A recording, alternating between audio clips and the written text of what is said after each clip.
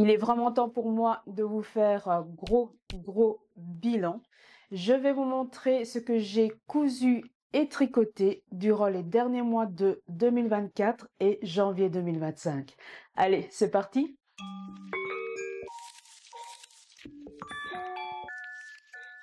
Salut tout le monde, bon retour ou bienvenue sur ma chaîne. Je m'appelle Annie et vous êtes sur une chaîne qui est dédicacée à la couture et un tout petit peu au tricot. Je couds principalement pour moi, un petit peu pour mon mari et un tout petit peu pour mes filles. Mais ça, c'est très rare, c'est vraiment quand elles me font une commande bien spécifique. Avant de commencer, je tenais à vous souhaiter une excellente année 2025. Je vous souhaite surtout une excellente santé. Prenez soin de vous. Écoutez les signes que votre corps vous envoie. Prenez du temps pour vous. Si la santé est là, la suite viendra après. Je ne vais pas trop tarder avec l'introduction. On va commencer tout de suite parce que ça va être très long. Ça fait longtemps que je ne suis plus venue par ici. Le dernier bilan date de septembre. Donc je ne suis plus venue sur YouTube depuis octobre, novembre, décembre et janvier. Nous sommes fin janvier, donc 4 mois sans venir sur YouTube. Je sais, c'est pas bien. Mais bon, voilà. Au mois d'octobre, je n'ai pas du tout cousu. J'ai beaucoup tricoté. J'ai tricoté les cadeaux pour Noël. Novembre, décembre, par contre, là, je me suis fait une petite boulimie de couture. J'ai pris beaucoup de plaisir à coudre. Et puis, janvier. Nous sommes fin janvier déjà. Moi, je suis tombée malade comme tout le monde avec la grippe. Et donc, le temps que je me remette, je n'ai tricoté qu'une seule pièce. Donc, voilà pourquoi autant d'espace entre la dernière vidéo et maintenant. Mais promis, je me suis fixé un objectif cette année. Et là, je vous le dis pour que j'y tienne. Donc, n'hésitez pas à me faire en commentaire une petite remarque ou en DM. Mais voilà, je me suis fixé d'être beaucoup plus régulière sur YouTube. Je compte vous faire un bilan couture, un épisode tous les 2 mois. Ce sera à partir du mois de mars. Et entre les bilans couture, il y aura des vidéos bonus. Ce sera plic-ploc en fonction de mon inspiration. Voilà le petit programme. Je vais aller par ordre chronologique et donc je vais commencer par le tricot. Ça sera assez court. J'ai tricoté 2 pulls et le reste ce sont des accessoires. Donc ça va aller assez rapidement. J'ai décidé d'introduire cette petite partie tricot parce que je sais qu'il y en a pas mal d'entre vous qui me suivent tricotent. Et en plus de ça, il y a des nouvelles tricoteuses. Donc voilà, je me dis que ce serait pas mal de vous faire des petites parties tricot comme ça, de temps en temps, dans le bilan. J'ai tricoté le pull Van Life Atelier Emily. Le pull Van Life, c'est un pull qui a une large patte polo de boutonnage. Et elle a les manches qui sont, comment on appelle ça? Des manches... Je sais plus comment on dit ça. Dès que j'ai vu ce pull, il m'a fait penser au pull de Cézanne. Je vous mets l'aspiration ici. Et donc, moi, j'ai tricoté cette version-là en marinière. Je l'ai tricoté dans la Charisma de chez Drops. Il faut savoir que moi, je tricote beaucoup les laines Drops parce qu'au niveau rapport qualité-prix, je trouve qu'elles sont imbattables. Et franchement, il y a beaucoup de sélection au niveau du fil. Pour le tricot que je fais, moi, ça me convient complètement. Au niveau de la construction, rapidement, c'est un pull qui se tricote de haut vers le bas. On tricote le dos en aller-retour. On fait les devants, les 2 demi-devants. On rejoint le devant ici jusque là au niveau de la patte qui correspond plus ou moins à l'emmanchure. Et après, on rejoint le dos et le devant et les devants ensemble et on tricote en rond. Et vous relevez après des mailles ici pour faire la patte de bout. Pour vous faites d'abord le col et ensuite la patte de boutonnage. On relève les mailles au niveau des manches et après c'est tricot en rond. Pour suivre l'aspiration de Cézanne, pour ma part, j'ai commencé la première rayure, je pense c'est à 20 cm à partir de l'épaule, à 20 cm à partir de l'épaule. Et puis, j'ai commencé à faire mes rayures. Je prends mon téléphone pour être sûre, pour vous donner les indications correctes. Oui, donc la première rayure est à 21 cm à partir de haut de l'épaule. J'ai 4 rangs pour les rayures noires et chaque rayure noire sont séparées par 8 rayures beige. J'ai utilisé une pelote de Lima pour faire toutes les rayures. J'ai fini les côtes avec 2 rangs en jersey noir. J'ai fait pareil pour le bas et j'ai essayé de faire de manière à ce que les rayures correspondent au niveau du corps et des manches. Je dirais ce pull Au niveau difficulté, n'est pas compliqué, c'est du jersey partout. C'est vraiment le point le plus délicat, c'est à ce niveau-là. Au niveau de la finition de la pâte de boutonnage, il est lavé, bloqué, j'ai déjà porté. Alors le souci que j'ai eu quand j'ai voulu le bloquer, le noir a un peu d'éteint. Quand on regarde le pull, il est pas très beige. Il y a une petite nuance de noir qui prend le dessus. Que c'est la première fois que j'ai tricoté aussi vite. Je pense qu'il m'a fallu que 3 semaines pour faire ce pull. Mais il faut dire que c'était mon seul projet. Je me suis vraiment mis focus sur ce pull. Je vous laisse avec la petite vidéo portée.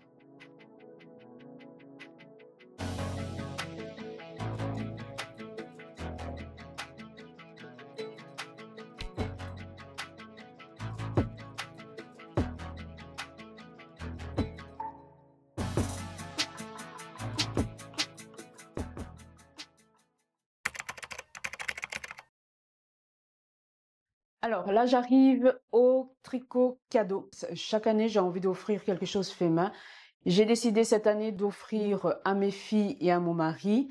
Et donc, je vais commencer par le cadeau pour mon mari. Il me demande depuis longtemps que je lui tricote des bonnets. Et donc, je lui en ai tricoté 2. C'est le patron hipster de Petite Knit. Pour mon mari, j'ai fait la plus grande taille. Vous commencez, vous montez vos mailles et puis vous tricotez jusqu'à une certaine hauteur. Je pense que moi, par contre, j'ai fait la hauteur, je crois que j'ai tricoté pendant 20 cm comme ça. Et ensuite, j'ai fait les diminutions. Ce sont des côtes de 2. Et j'ai tricoté donc la première version ici dans le restant de mon pull Van Life. Je vous montre les finitions des diminutions. Je vous montre comment ça donne.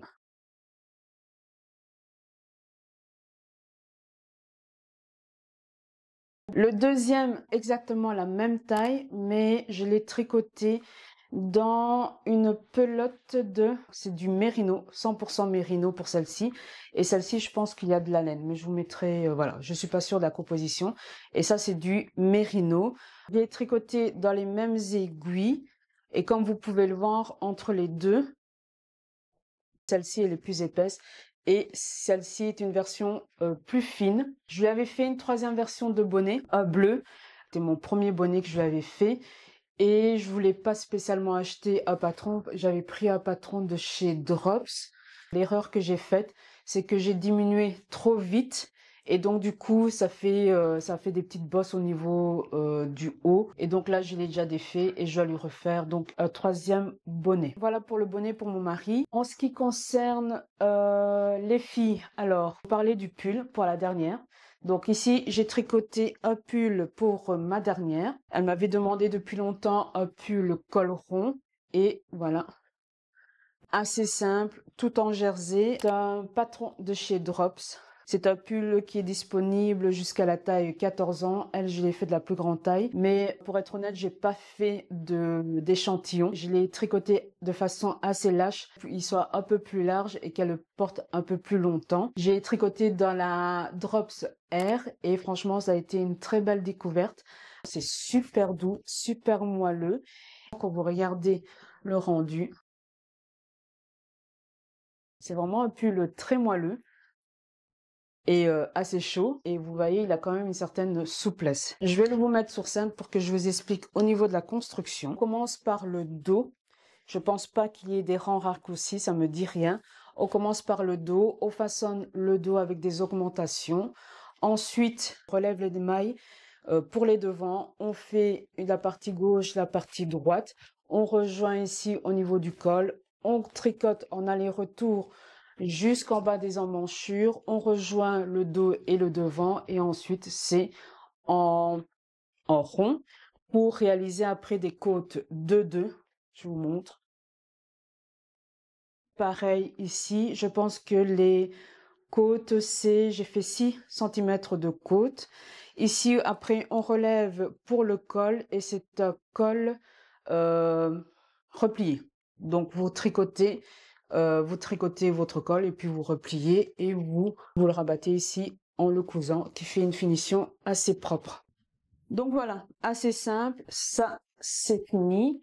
Alors, les deux derniers cadeaux que j'ai réalisés, ce sont des écharpes, toutes deux tricotées en Drops Air. Alors, pour la première, donc j'ai fait le patron Berla Scarf. Franchement, ce patron, c'est une pépite. C'est vraiment les écharpes qu'on voit actuellement. Vous faites un montage provisoire. Vous tricotez en rond pendant tout le long. Je pense que l'écharpe fait 1,80 m fini. Et ensuite, vous finissez pour réaliser vos franges. Franchement, j'étais quand même assez sceptique. J'avais peur d'arriver à cette étape-là parce que je me demandais comment j'allais faire pour avoir ces franges au niveau du bout. Mais en fait, c'est très simple. Je pense que c'est du tricot double pour réaliser chaque frange.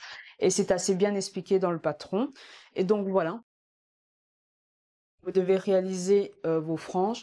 Et puis après, de l'autre côté, vous recommencez. Donc, comme c'est un montage provisoire, vous remettez les mailles sur vos aiguilles, vous tricotez un petit peu et vous finissez avec vos franges. Pour celle-ci, donc, je l'ai tricotée dans la Drops Air, couleur magenta. Elle est vraiment bien moelleuse, bien épaisse. Donc, vous avez vraiment une double épaisseur du coup.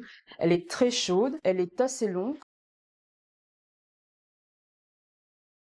Je l'ai pas encore bloqué. Je pouvais pas le faire parce que comme c'était des cadeaux, je pouvais pas les faire sécher sans qu'elle le voie. Alors, la deuxième écharpe, elle est pareille. J'ai pris le même principe, sauf que ici, j'ai pas fait de finition avec les franges. Et donc, vous voyez, c'est vraiment un tube que vous tricotez en rond tout le long. Par contre, ici, je me suis amusée à changer les coloris. Donc ici, vous avez un écru, vous avez l'orange, le bleu marine, brun et bleu ciel. Et chaque partie correspond à une pelote de laine. J'ai oublié de dire que pour la rose, j'ai fait 6 pelotes et celle-ci 5 pelotes. Et donc, pareil, toujours pas bloqué, mais voyez le résultat.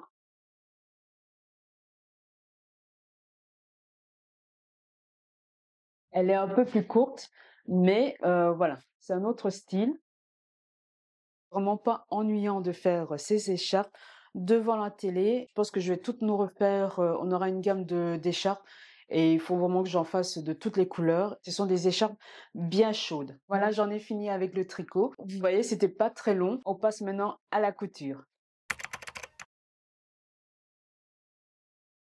Alors, le pantalon Belém, c'est pas ma première version. Celle-ci, c'est ma quatrième.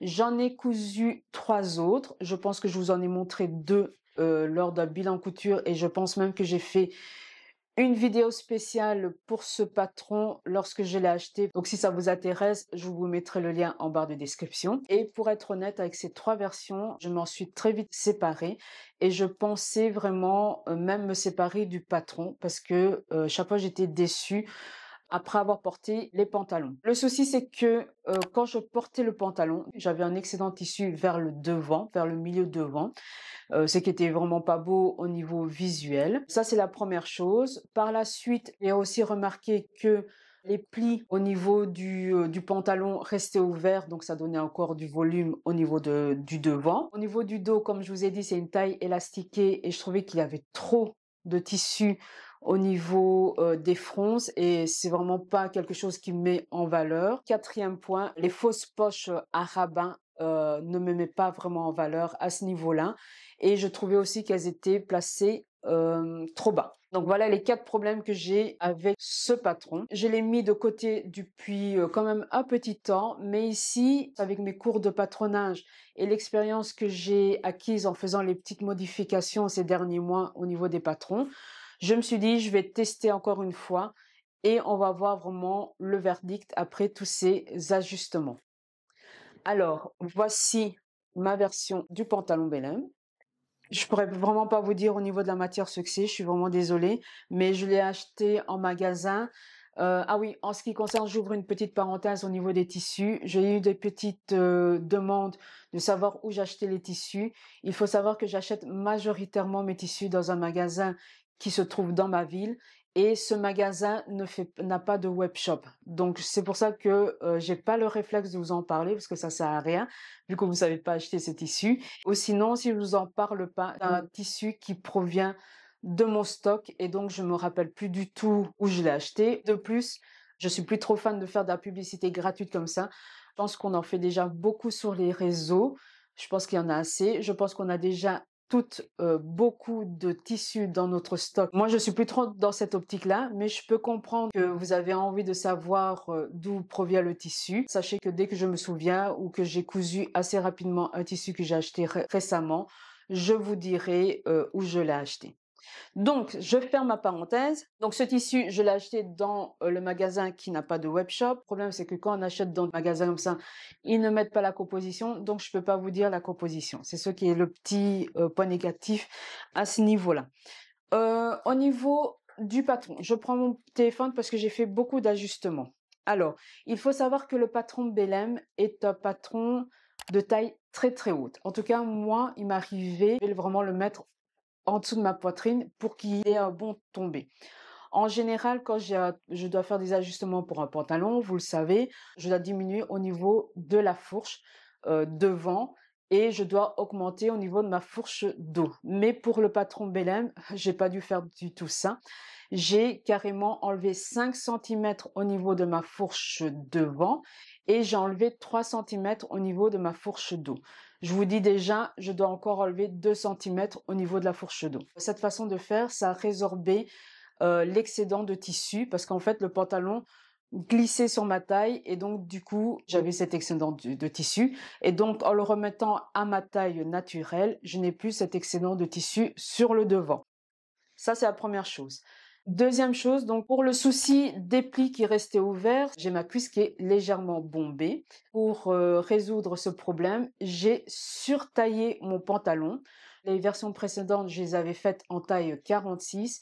Ici, je pense que je l'ai faite en taille 50. Je vais vous confirmer ça tout de suite. J'ai fait la taille 50. Comme ça, j'avais assez d'aisance au niveau des cuisses pour que les plis restent bien fermés.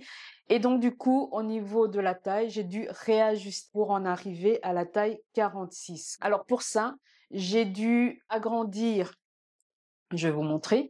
Et donc, ici, moi, j'ai dû agrandir ici la profondeur du pli. J'ai ajouté pince ici sous le sous-bras. Donc, mon pantalon, au lieu de faire comme ça, il est comme ça. Donc, j'ai ajouté des pinces. Et dans le dos, il y a 2 pinces qui sont assez petites. Moi, je les ai agrandies pour enlever justement l'excédent de tissu ici au niveau du dos. Donc tout ça, ça résout trop plat de tissu aussi au niveau de la taille élastique dans le dos. Et donc du coup, j'ai une taille 50 pour les hanches pour que les plis restent bien fermés. Et j'ai remis à ma taille 46 pour le haut. Pour les poches à rabat, je ne fais plus les poches à rabat. Par contre, moi, j'ai fait des poches passepoil.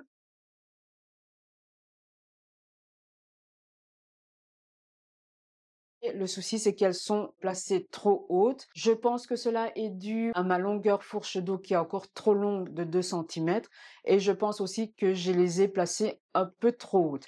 Donc, j'ai déjà fait la correction pour une prochaine version. Je les ai descendues. Mais en tout cas, moi, pour le pantalon Belém, je vais faire que des poches passepoil. Je ne fais plus les fausses poches à rabat. J'ai voulu faire un pantalon taille 7/8e. J'ai trop raccourci, donc il est vraiment un peu trop court pour moi.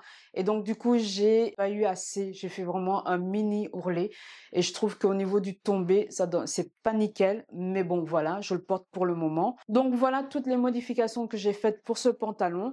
Et franchement, c'est beaucoup mieux. Je l'ai déjà porté toute une journée au travail et je n'ai plus ce souci-là d'excédent de tissu au niveau du devant. Il est vraiment super confortable. Je vais me refaire une autre version, mais cette fois-ci, je vais faire la longueur. Je vais pas me lancer dans la longueur 7/8e. Je vais faire la longueur habituelle et je vais appliquer les petites corrections que je dois faire encore en plus.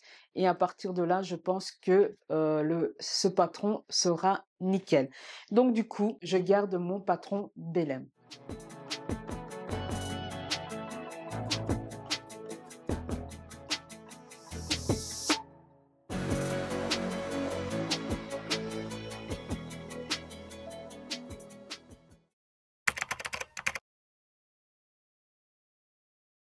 J'ai cousu 2 jupes courtes forme trapèze.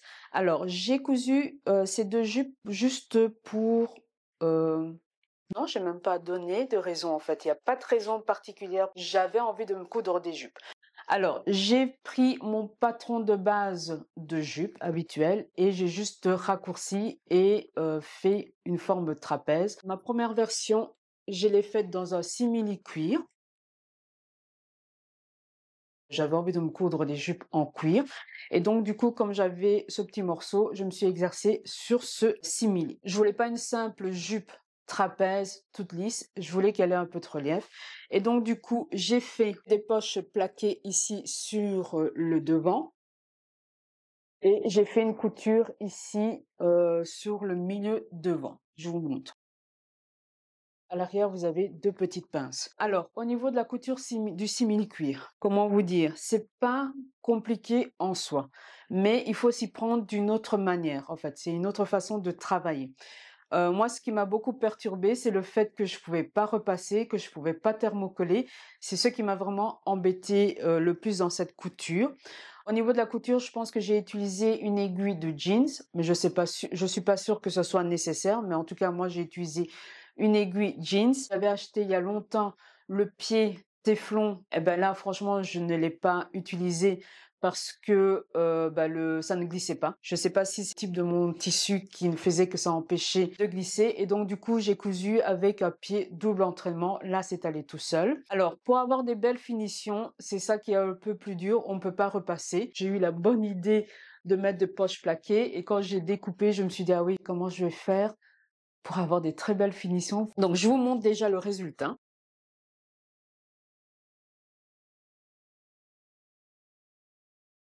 Ce que j'ai fait, c'est que vous avez votre poche ouverte.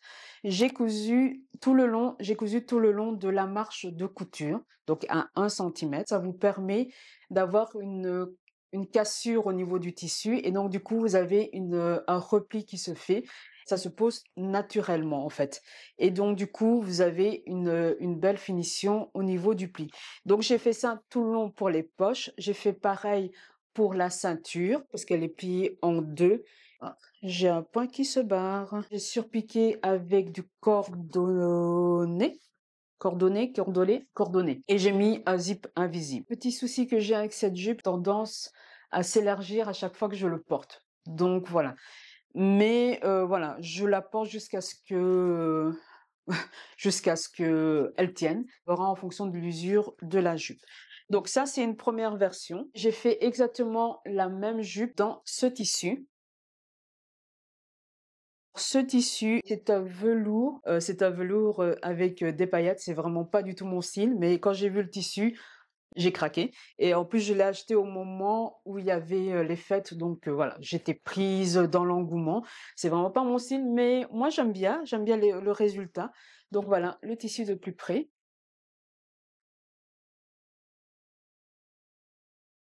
Zip invisible, ceinture en forme. Là, j'ai mis un biais pour la finition, pour les simples, et ça, c'est l'envers du tissu. Donc voilà, assez simple. Et cette jupe-ci, je la porte avec un pull que j'ai tricoté il y a, comme dirait Emma, moultasse. Ouais, c'était vers mes débuts tricot. Et donc, il s'agit du pull Ron de Aurélie Lapoule. Alors, c'est un pull très très chaud. C'est un pull tricoté avec 2 fils. Alors, c'est un pull vraiment qui m'a demandé beaucoup de travail. Ouais, je pense que c'était vraiment dans la première année où je tricotais et j'étais très motivée à ce moment-là. C'est un pull avec des torsades et vers le milieu, vous avez de la dentelle.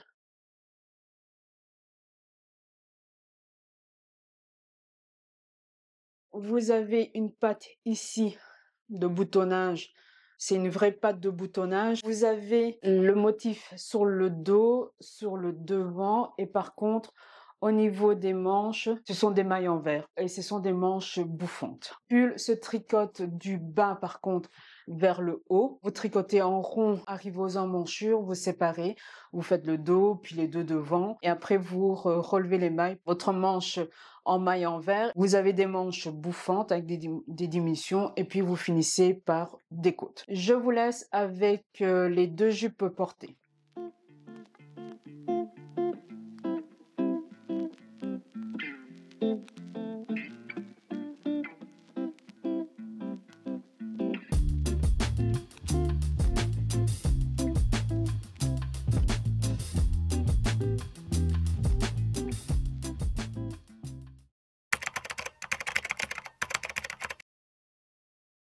Alors, le prochain vêtement que je vais vous parler, ce vêtement, je ne l'ai pas tricoté, pas tricoté, je ne l'ai pas cousu ces derniers mois.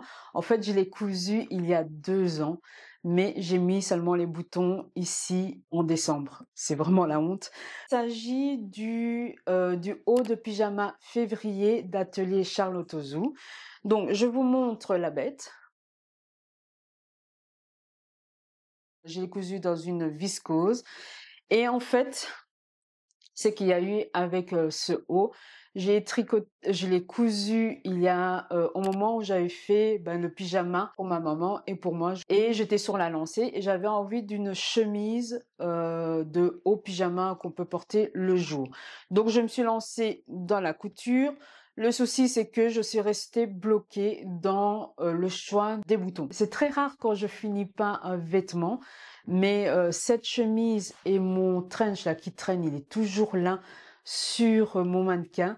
Je sais pas, j'ai eu un blocage pour ces 2 pièces. Mon trench, il reste juste l'ourlet. Je trouvais la solution pour l'ourlet. Celles qui ont suivi mon aventure sur Instagram le savent. Mais ce trench, je l'ai cousu il y a, maintenant ça va faire 2 ans et il reste toujours l'ourlet. Il est là sur mon mannequin, mais je n'y touche pas. Je n'arrive pas à entamer la finition. C'est comme cette chemise. Et comme par hasard, quand j'ai cousu une autre pièce que je vais vous montrer par après, j'ai eu une petite illumination. J'avais les boutons sur place. Donc, j'ai ajouté des boutons assez simples, bruns finalement. Alors, au niveau du modèle, c'est en haut de pyjama avec col châle. J'ai réalisé le passepoil ici en orange pour bien marquer. J'ai mis du passepoil aussi au niveau des manches. J'aime beaucoup le mélange, mais je sais vraiment pas avec quoi porter cette chemise. J'ai essayé plusieurs combinaisons, ça ne va pas. La chemise, elle est trop ample et elle est un peu trop longue. Soit je la raccourcis, mais je vois pas, si je la raccourcis, je vois pas trop. Elle reste quand même assez ample. Vraiment l'ampleur d'un haut de pyjama, ce qui est normal. Et donc, je ne sais pas. Je pense qu'au final, je vais faire un pantalon et je vais l'utiliser comme pyjama. Parce que le porter en journée, je n'aime vraiment pas le résultat, comment ça donne.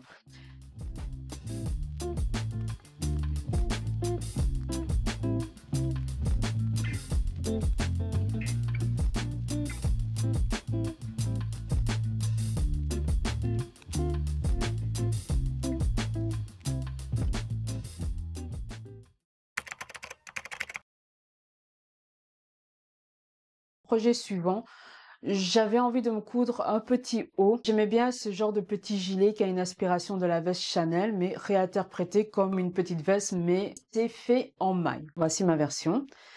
Alors, c'est une toile. Je dis bien entre guillemets, c'est une toile. Au départ, moi, j'étais partie sur une toile. Parce que j'avais commandé ce jersey. Je pense que je l'avais acheté chez les Coupons de Saint-Pierre.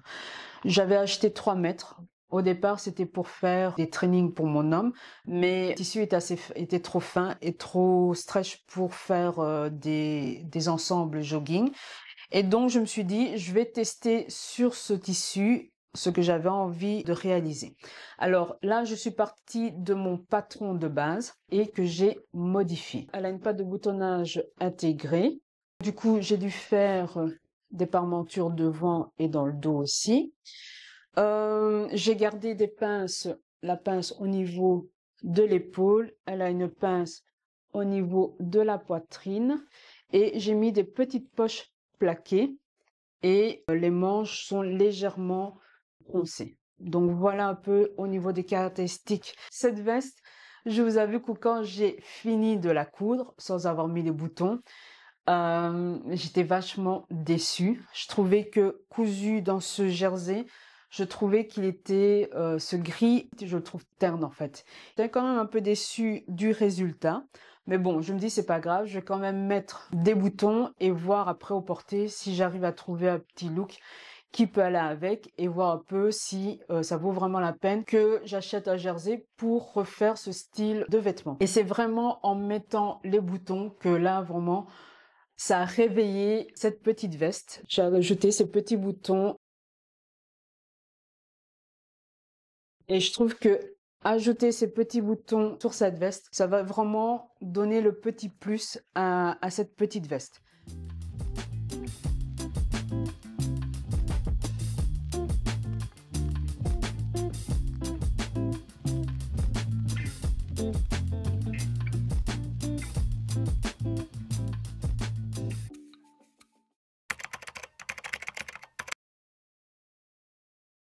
La prochaine pièce que je vais vous montrer, c'est assez rapide. Il s'agit du col roulé Sage de la maison Victor. Je vous en ai déjà parlé dans mon bilan précédent. C'est exactement la même chose.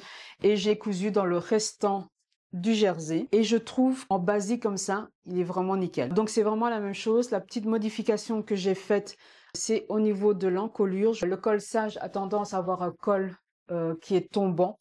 Et là, j'ai resserré le col et je l'ai fait plus court parce que je voulais un col un peu effet cheminée. Il est un peu trop court, mais ça va encore, c'est pas gênant. Et je trouve que porter tout seul comme ça, c'est un bon basique. Pas grand chose à vous dire. Je vous le montre comme ça, mais il n'a pas grand chose à regarder. Et donc, je vous laisse avec le vêtement porté.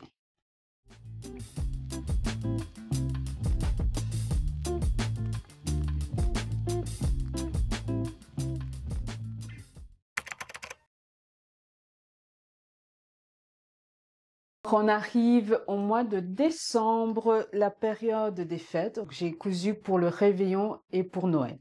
Je vais commencer par la robe du réveillon. J'ai cousu la robe... J'ai cousu quelle robe? Je me rappelle plus. J'ai cousu la robe Bonnie. J'ai cousu la robe Bonnie d'Anne Beau. C'est une robe assez simple. C'est une robe forme trapèze. Elle a 2 poches plaquées. Dans le patron, vous avez la possibilité de faire une version blouse, aussi forme trapèze. Pour ma part, je l'ai cousu version manche longue et la version robe avec ces... Oh là là, c'est long. Avec ces 2 poches plaquées ici sur le devant. Je l'ai cousu dans ce tissu que je ne sais pas du tout de quelle matière c'est, mais pour moi, il y a de la laine dedans. Le tissu est quand même assez épais et lourd et franchement assez chaud pour la saison. Alors au niveau de la couture, c'est pas très compliqué. Vous avez une parmenture pour le devant, pour le dos. Elle a un zip invisible et vous avez juste les poches plaquées à mettre. Assez simple à faire. Elle a des pinces au niveau de la poitrine et les pinces au niveau du dos. Il y a une petite erreur de ma part. Le devant se découpe au niveau du pli, mais moi, je l'ai découpé en 2. Ce qui donne du relief justement à ma petite robe. Ah oui, j'ai quand même fait des petits ajustements au niveau du patron.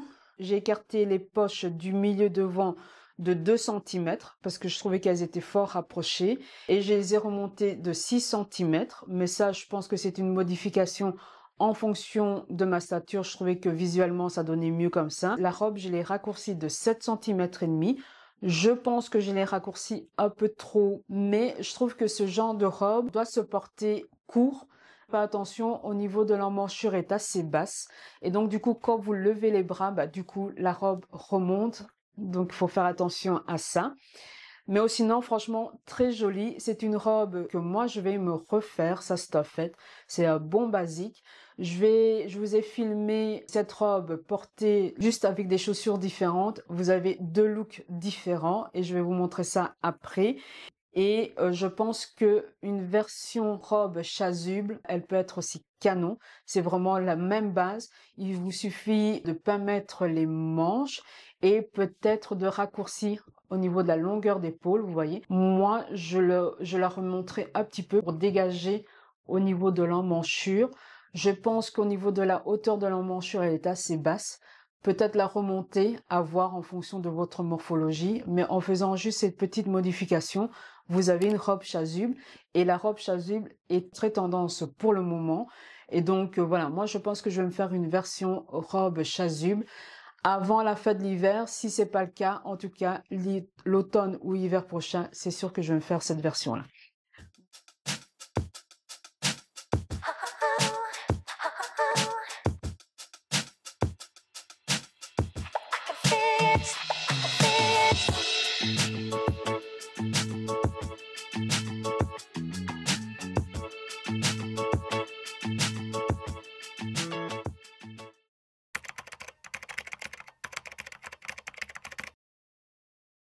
Cette tenue a été assez compliquée pour moi parce que je suis partie du tissu avant d'avoir le modèle bien en tête. Et ça a été très compliqué de me décider parce que le tissu donne beaucoup de possibilités. J'avais envie de pouvoir le porter tout le long, pas uniquement pour les fêtes, mais tout le long du reste de l'hiver, etc.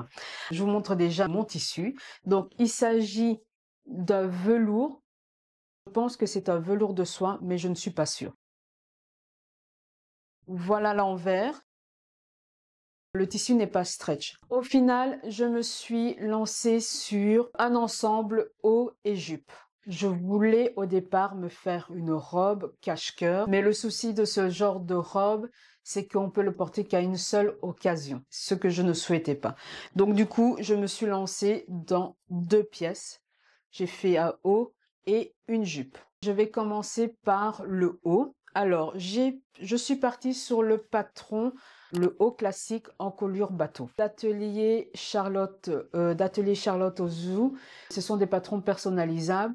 En fait, vous achetez, pour celles qui connaissent pas, mais bon, je pense que tout le monde connaît le principe, c'est vous achetez un haut, vous avez la possibilité de combiner différents types de manches et différents types de bas. En général, ça fait soit une robe, soit vous avez une combi. Le souci, c'est que ce sont des patrons de vêtements qui sont ajustés. Mais moi ici, j'avais besoin d'avoir une blouse et donc j'ai dû le modifier. Je vous explique. Au niveau du patron de l'encolure bateau, vous avez une pince poitrine. Bon, ici, vous ne le voyez pas au niveau du tissu qui est très chargé, mais imaginez.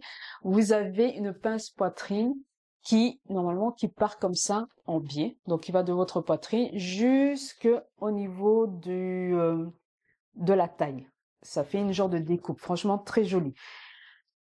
C'est très bien quand vous voulez l'associer soit à une jupe ou un pantalon, donc ça va faire un effet très ajusté. Mais pour faire en version blouse, c'est assez gênant. Ce que j'ai fait, donc cette pince que vous avez comme ça, qui part jusque donc de votre poitrine, qui part de votre poitrine jusqu'à votre taille. Moi, ce que j'ai fait, je l'ai déplacée pour qu'elle soit à un endroit habituel au niveau du sous-bras. Et donc, du coup, ça m'a permis d'allonger mon haut pour qu'il m'arrive au niveau des petites hanches. Et vous avez aussi des pinces au niveau de la taille dos que je n'ai pas cousu pour avoir justement cette ampleur. Autre chose, comme je pars d'un patron qui est ajusté, au niveau de la fermeture, c'est un zip invisible. Vous imaginez bien que je ne pouvais pas mettre un zip invisible pour ma blouse. Donc j'ai trouvé une solution, c'est que j'ai découpé mon tissu en 2, comme préconisé dans le patron. Et par contre, j'ai fait une ouverture au niveau du haut. Et pour fermer, j'ai ajouté 2 rubans. Comme ça, je peux faire un nœud ici dans le dos et vous avez une genre de petite ouverture au niveau du dos. Donc, je me rapproche pour que vous voyez comment je me suis prise. Donc, je l'enlève du cintre, ça sera beaucoup plus simple. Donc, vous avez votre parmenture devant, vous avez vos 2 demi-parmentures dos et donc j'ai cousu tout simplement mon ruban. Je l'ai pris en sandwich. Ce sont des manches droites que j'ai prises. Dans ces manches droites, vous avez possibilité de les faire version 3/4. Au niveau du fit de la blouse, je ne sais pas ce qui s'est passé. C'est un peu trop juste au niveau de la carrure devant. Donc la carrure devant, c'est à ce niveau-là. Je me sens un peu trop serrée. Et je vous avoue que j'ai pas une aisance facile à ce niveau-là. Surtout quand je dois enlever ma blouse, c'est assez compliqué. Donc je ne sais pas si cela est dû aux modifications que j'ai réalisées, du fait que je n'ai pas mis une fermeture, mais que j'ai cousu et que j'ai laissé l'ouverture. J'aurais pu peut-être laisser une ouverture un peu plus grande, je ne sais pas. Mais je pense que si je laisse une ouverture un peu plus grande, si c'est trop petit, du coup, ça sera trop béant dans le dos, ça sera pas joli. Je sais pas, je réfléchis là tout de suite. Mais de toute manière, au niveau de la carrure, c'est un peu trop juste. Et donc, je pense que pour une prochaine version, je devrais quand même modifier au niveau de la carrure. À part ça, vraiment nickel au niveau du fit. Je passe à la jupe. Pour la jupe, Je suis partie du patron Rosalie de la maison Victor. Elle est vraiment très belle, très élégante. J'aime beaucoup la version qu'ils ont faite pour le magazine. Je pense qu'elle est cousue dans un taffetas. Et donc, c'est une jupe qui a 2 plis devant, 2 plis dos, mais elles sont décalées au niveau de la couture côté. Et vous avez des poches dans la couture côté. C'est une longueur midi. Je pense que je n'ai pas changé au niveau de la longueur. Vous avez la pose d'un zip invisible ici. Vous avez une fermeture ici avec un bouton. Pas grand chose à dire sur ce patron. J'ai fait la jupe Rosalie en taille 42. Petit bémol au niveau de cette jupe, c'est au niveau des poches. Comme vous pouvez voir, voilà. Elles sont un peu petites. Je trouve qu'elles sont trop hautes. Dans une prochaine version, il faut descendre la hauteur des poches et agrandir au niveau de l'ouverture. Mais sinon, à part ça, je pense qu'au niveau de la longueur, je n'ai pas touché au niveau de la longueur. Elle tombe nickel. J'ai rien à dire. Assez simple et rapide à faire. Comme je vous ai dit, je cherchais vraiment une tenue que je pouvais porter à d'autres occasions que les fêtes de Noël. Et donc, je vous laisse la vidéo avec les différentes façons que je peux porter mon ensemble de Noël. Je vais l'appeler comme ça, mais voilà.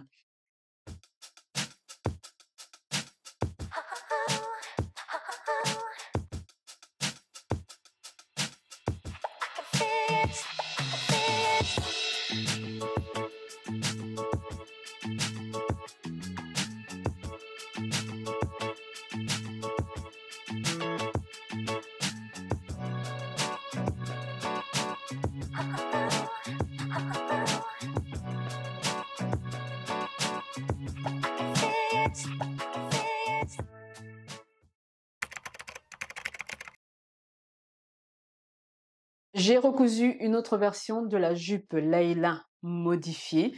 C'est de la patron de la maison Victor. C'est une jupe qui a une patte de boutonnage sur le devant, des poches cavalières et elle a des poches plaquées à l'arrière. Alors moi j'ai refait ma version modifiée, c'est-à-dire que vous n'avez pas la patte de boutonnage sur le devant, mais vous avez une fermeture braguette boutonnée, vraiment tout dans le code d'un jeans. Et donc j'ai fait exactement le même modèle, mais cette fois-ci, je l'ai cousu dans un velours côtelé 100% coton que j'ai acheté chez Sacré Coupon. Pour ma jupe ici, Leila, malheureusement, je peux pas vous la montrer parce que je la porte. Quoique je peux vous la montrer. Je vais l'enlever pour vous la montrer. Qu'est-ce que je ne ferai pas pour vous?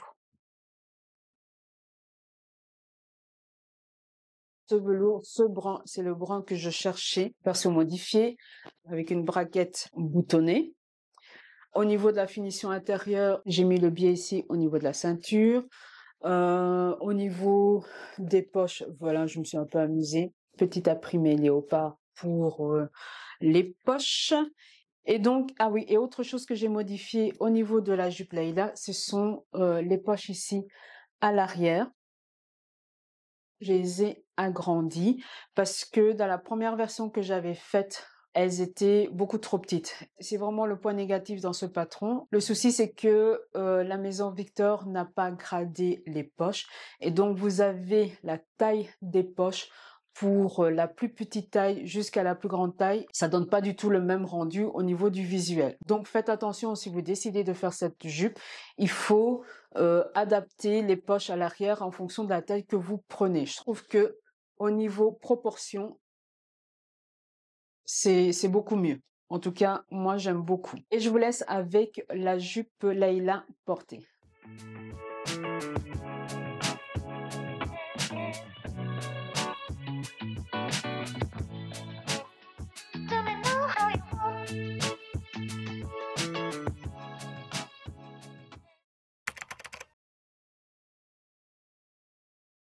La dernière pièce que je vais vous parler, et c'est la seule pièce que j'ai cousue au mois de janvier, il s'agit de ma blouse bourgeoise que je porte en ce moment. C'est un patron d'Anne Beau, une blouse qui se ferme avec une patte de boutonnage ici sur le côté, comme vous pouvez le voir. Elle a des poignets avec une découpe. C'est une blouse un peu ample, elle a des pinces poitrine. Vous avez 3 hauteurs au niveau du col. Ici, c'est la version médium, mais vous avez une version beaucoup plus large et une version officielle. Comme vous pouvez le voir, c'est une version un peu modifiée parce que j'ai fait une version col lavalière. Et pour tout vous dire, c'est un ruban qui est complètement amovible. J'ai ajouté un passant au niveau de l'encolure pour pouvoir mettre mon ruban pour faire mon col lavalière. Je l'ai cousu dans une flanelle. Vous avez vraiment la bonne couleur. Je l'ai cousu en taille 44. Je l'ai un peu sous-taillée parce que je souhaitais l'avoir un petit peu ajustée pour pouvoir la porter à l'intérieur et pas à l'extérieur. Au niveau des poignets, j'ai fait des bracelets de manches. Je vais vraiment le faire assez simple. Il faut faire attention au niveau des poignets. Comme vous pouvez voir, ce sont des poignets qui sont assez hauts. Anne a mis deux largeurs. Donc vous avez une version plus fine et une version large. J'ai les avant-bras qui sont un peu plus larges, donc du coup, j'ai fait la version large. Donc faites attention au moment de découper vos pièces, de bien mesurer votre tour d'avant-bras. Voilà ce que je peux vous dire sur la blouse bourgeoise. Je vous laisse avec la blouse portée.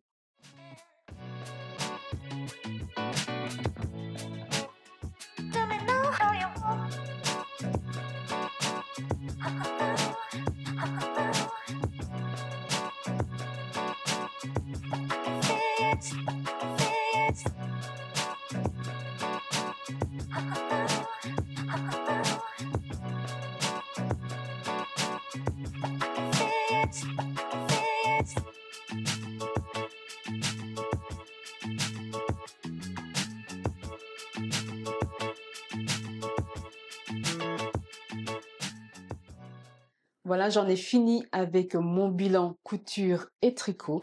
J'espère que ce gros bilan vous a plu. En tout cas, j'avais vraiment hâte de vous montrer tout ce que j'avais cousu et tricoté aussi. N'hésitez pas à me dire en commentaire les pièces que vous avez aimées, celles qui vont vous inspirer. En attendant les prochains bilans, je vous invite à me suivre sur mon compte Instagram Made by Annika, où je vous poste les dégaines du jour. Ce sont des looks que je porte avec au minimum une pièce fait main et que je combine avec des pièces du commerce. Je ne recherche pas spécialement à avoir une garde-robe 100% cousu main. Moi, j'aime bien mixer le tout. N'oubliez pas de liker la vidéo, de me laisser un commentaire si le cœur vous en dit. La dernière fois, franchement, je vous dis un tout grand merci parce que vous avez été terrible. Vous avez tellement liké la vidéo que j'ai eu plus de vues que d'habitude. Donc, je vous remercie beaucoup pour votre soutien. Je pense que j'en ai fini. Comme d'habitude, en attendant la prochaine vidéo, on se retrouve sur Instagram. Et je vous dis à très vite.